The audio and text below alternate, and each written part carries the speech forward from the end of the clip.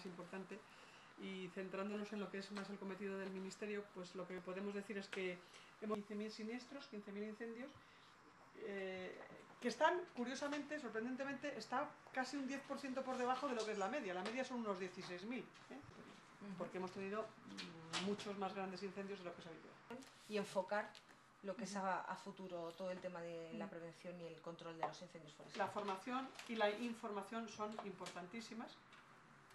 Y luego todas las tareas preventivas que llevan a que la acumulación del combustible necesario para que... Unas 110.000 hectáreas, 109...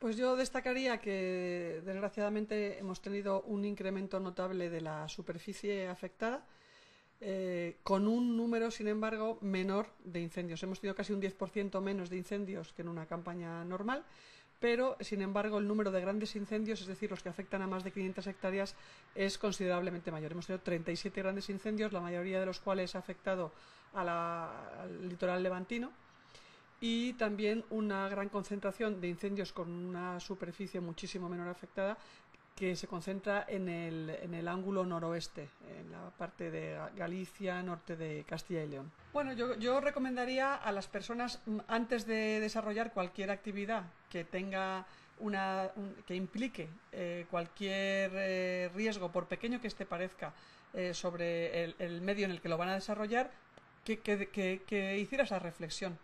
¿Esto que voy a hacer ahora puedo generar cualquier riesgo que pueda redundar o que pueda derivar en un incendio? Que lo piense, se tardan 10 segundos en pensarlo y se pueden ahorrar muchas vidas y mucho patrimonio no destruido.